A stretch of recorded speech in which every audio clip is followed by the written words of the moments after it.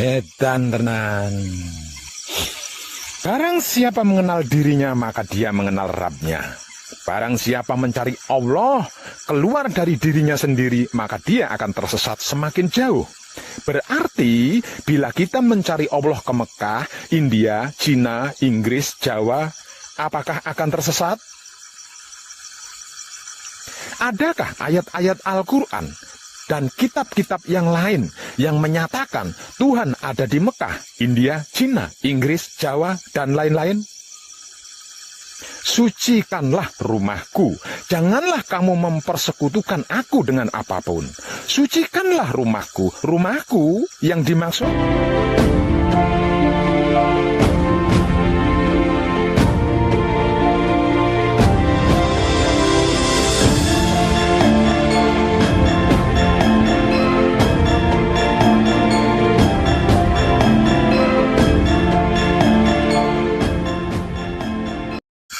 Merasa Islam, merasa Muslim.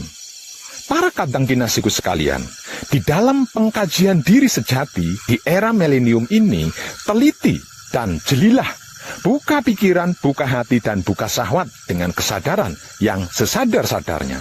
Jangan mudah percaya kalau belum mengalami dan merasakan sendiri, serta menyaksikan sendiri ada banyak jebakan emen di dunia ini yang dibuat oleh para ahli politik zaman dulu, bahkan saudara-saudari kita sendiri di zaman sekarang yang belum tercerahkan. Rasulullah Shallallahu Alaihi Wasallam bersabda, urusan dunia engkau lebih tahu, tata cara beribadah ikutilah caraku.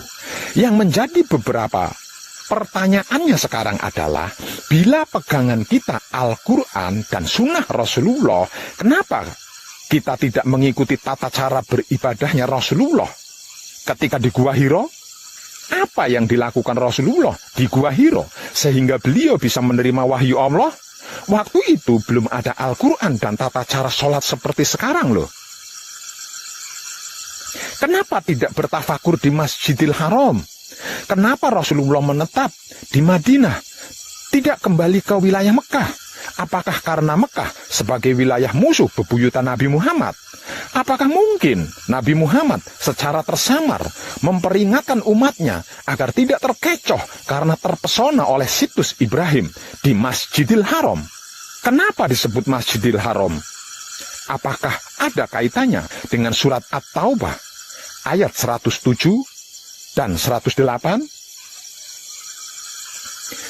Dan ada yang mendirikan masjid untuk menimbulkan bencana, untuk kekafiran, dan untuk memecah belah di antara orang-orang yang beriman, serta untuk menunggu kedatangan orang-orang yang telah memerangi Allah dan Rasul-Nya sejak dahulu.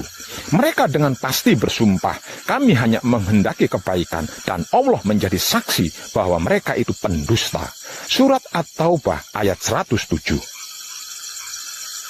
Jangan engkau melaksanakan sholat dalam masjid itu selama-lamanya. Sesungguhnya masjid yang didirikan atas dasar takwa sejak hari pertama adalah lebih pantas engkau melaksanakan sholat di dalamnya. Di dalamnya ada orang-orang yang ingin membersihkan diri. Allah menyukai orang-orang yang bersih.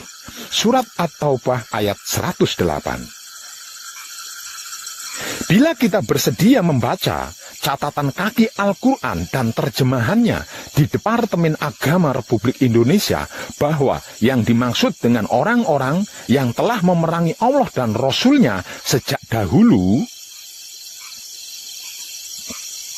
yang dimaksud dalam surat At-Taubah ayat 107 adalah seorang pendeta Nasrani yang bernama Abu Amir, yang ketika itu sedang membawa tentara Romawi dari Syria. Orang Arab jahiliyah menunggu mereka di masjid yang mereka dirikan, namun ternyata Abu Amir mati di Syria. Dia tidak jadi datang, sehingga tidak jadi perang. Sedangkan di dalam surat At-Taubah dikatakan telah memerangi Allah dan Rasul-Nya seperti telah terjadi perang. Surat At-Taubah adalah satu-satunya surat di dalam Al-Quran yang tidak diawali basmalah atau bismillah. Surat At-Taubah menceritakan kemusyrikan dan kemunafikan orang-orang Arab jahiliyah, bukan mengisahkan perang dengan kaum Nasrani. Para pendeta Nasrani di Madinah sudah beriman kepada Allah dan mengakui kerasulan Muhammad Sallallahu Alaihi Wasallam. Di kota Madinah pada zaman itu, golongan Yahudi, Nasrani, dan golongan Islam hidup berdampingan. Madinah artinya madani, mapan. Apakah mungkin pendeta Nasrani Abu Amir yang sudah beriman kepada Allah mau bersekutu dengan golongan penyembah berhala? Pada zaman jahiliyah, konon kabarnya bangunan utama di kota Mekah adalah Masjidil Haram. Bangunan serbaguna selain untuk kegiatan ibadah juga dipergunakan untuk kegiatan lain seperti untuk berkumpul, untuk bertransaksi, bisnis, dan lain sebagainya. Konon sejarahnya, sewaktu perang Badar, Masjidil Haram itu dipergunakan oleh kaum musyrikin untuk menghimpun kekuatan serta dipergunakan untuk menunggu pasukan yang memerangi Allah dan Rasul-Nya. Pertanyaan berikutnya,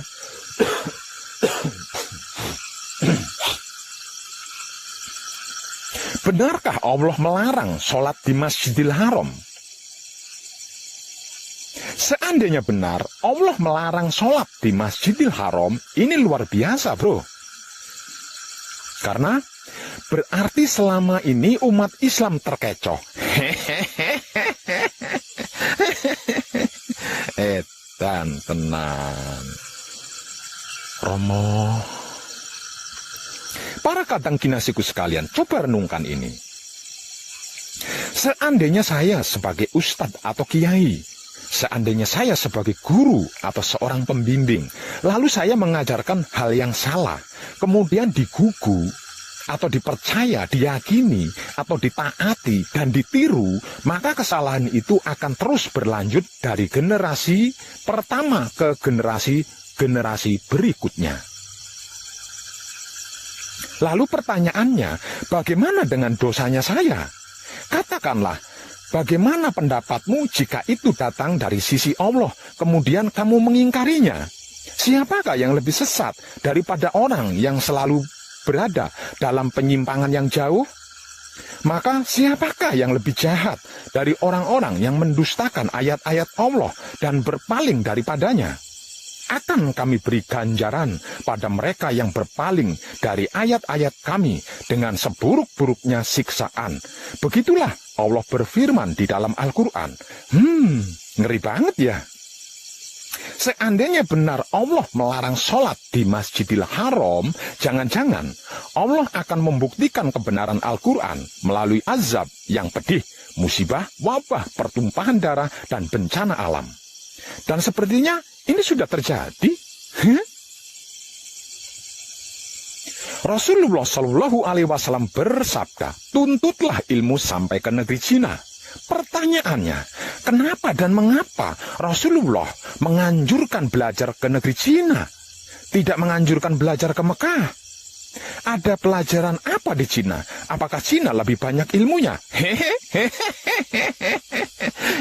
Tenan.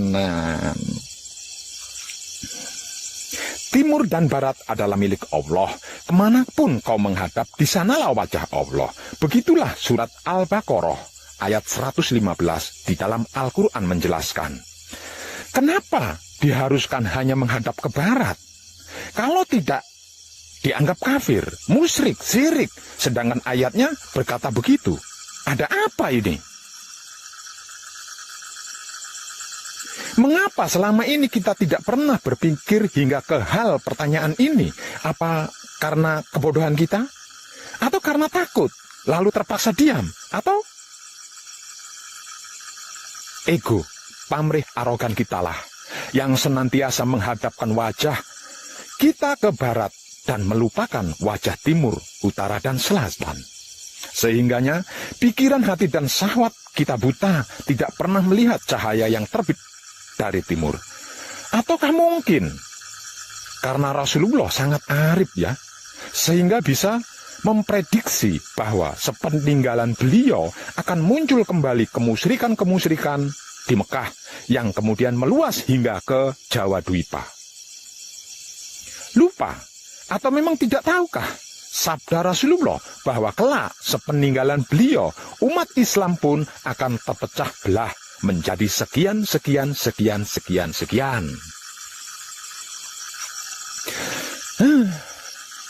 Ternyata benar kan? Setelah beliau dan para sahabatnya wafat, muncul ilmu fikih, ilmu usuluddin, ilmu kalam. Kemudian umat Islam pun terpecah dalam mazhab-mazhab. Moral jahiliyah pun muncul kembali, terutama pada masa Bani Umayyah, kemudian diperparah oleh Bani Abbas. Masjidil Haram pun dijadikan komoditas bisnis sumber devisa, bahkan dipolitisir. Sehingga ibadah haji di situs Ibrahim seolah-olah hukumnya menjadi wajib sebagai rukun Islam. Apakah kita umat Ibrahim ataukah umat Muhammad? Wong edan bagu dikatain sesat. Itu tuh. Awas, hati-hati, jangan sampai tersesat.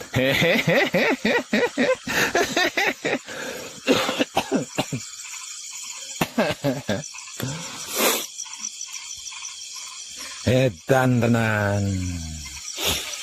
Barang siapa mengenal dirinya, maka dia mengenal Rabb-nya. Barang siapa mencari Allah keluar dari dirinya sendiri, maka dia akan tersesat semakin jauh.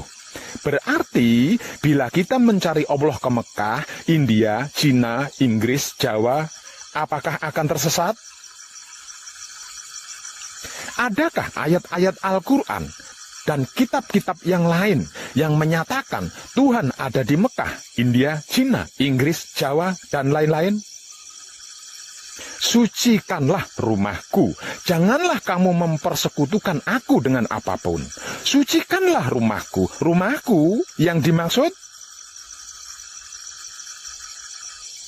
tidak dikatakan di Mekah, India, Cina, Inggris, Jawa, dan lain-lain sebagainya. Yang pasti, kita tidak boleh mempersekutukannya dengan apapun. Dan yang jelas, aku bertahta di dalam Baitul Ma'mur yang berada di dalam kepala Adam. Aku bertahta di dalam Baitul Muharram. Itu rumah tempatku berdiri di dalam dada Adam. Aku bertahta di dalam Baitul Muqaddas atau Maqdis yang merupakan tempat suciku yang berada di dalam kelamin Adam. Apakah ini kurang jelas atau tidak jelas? Bila Baitullah atau rumah Tuhan dibuat dari batu atau bata, atau beton, atau semen, atau tanah, lalu Allahnya seperti apa? Lagi pula, apakah ini tidak mempersekutukan Allah? Apakah ini tidak musyrik? Allah menciptakan jin dan manusia agar beribadah hanya kepadanya. Dan khusus untuk yang disebut manusia, aku ciptakan manusia dengan cara yang sempurna. Karena penciptaannya sempurna, berarti bahan dasarnya juga pasti sempurna kan? Yaitu Dat yang maha sempurna. Setelah aku sempurnakan kejadiannya, aku tiupkan ruhku ke dalamnya. Berarti Dat Allah bersemayam di dalam setiap ciptaannya, terutama di dalam diri manusia, baik mata belo maupun mata sipit, hidung mancung maupun pesek, kulit hitam, putih, coklat maupun kuning atau abu-abu sekalipun. Tidakkah terpikirkan hal ini oleh kita selama ini? Katanya kita cerdas. Kalau dibilang dungu, goblok, bodoh, tidak mau, marah. Maunya dikatain super cerdas. Kecerdasan pikiran kita tidak sampai di kebagian ini. Lalu apa gunanya? Apa manfaatnya? Para kadang kinasiku sekalian, Dat Allah bisa berada di dalam semua makhluk ciptaannya. Misalnya di dalam bunga yang berwarna-warni, sehingga tampak indah. Dat ilahiyah menjadi tersembunyi di dalam semua makhluk ciptaannya, seperti halnya biji gandum. Setelah menjadi roti, biji gandumnya tidak tampak lagi, namun dat gandumnya tetap ada tersembunyi di dalam roti. Iya apa iya, hayo? Di sisi lain, dat Allah meliputi segala sesuatu. Berarti alam semesta termasuk planet bumi kita ini, tempat kita berada ini, ada di dalam jubah Allah. Kita semua tenggelam atau bakok dalam Tuhan. Bila jubah Allah itu bulat seperti bola, maka kita semuanya seperti berada di dalam bola. Yang kemanapun kita menghadap, baik ke kiri, ke kanan, ke atas maupun ke bawah, di sanalah wajah Allah. Dia ada di mana-mana, namun dalam keesaannya, dia tidak kemana-mana. Percayalah. Di dalam setiap rongga dada anak Adam, aku ciptakan suatu makhluk yang disebut dada. Dalam dada ada kolbu, dalam kolbu ada fuad, dalam fuad ada sagofa, dalam sagofa ada sir, di dalam sir ada aku, tempat aku menyimpan rahasia. Aku tidak ada di bumi, aku tidak ada di langit, tapi aku berada di dalam kolbu mukmin yang benar. Iqra kitab bako, kafa binafsika al-yauma alaika hasbi. Bacalah kitab yang kekal, saudara-saudariku, yang senantiasa dimuliakan Allah. Bacalah kitab yang kekal yang berada di dalam diri kalian sendiri, agar terbuka seluruh hisab. Allahu batinul insan, al-insanu dohirullah. Allah itu batinnya manusia. Manusia adalah wujud realitasnya Allah. Al-insanu siri wa ana siruhu. Rahasia kalian adalah rahasiaku. Laya firalahu goirullah.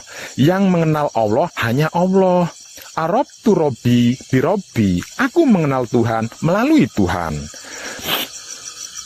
Romo ma'araf naka hakko ma'rifataka. Aku tidak mengenal engkau kecuali sampai sebatas pengetahuan yang engkau perintahkan.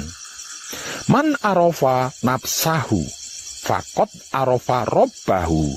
Barang siapa mengenal dirinya, maka dia mengenal Tuhannya. Man arofa robbahu, fakot jahilan nafsahu. Barang siapa mengenal Tuhannya, maka dia merasa dirinya bodoh.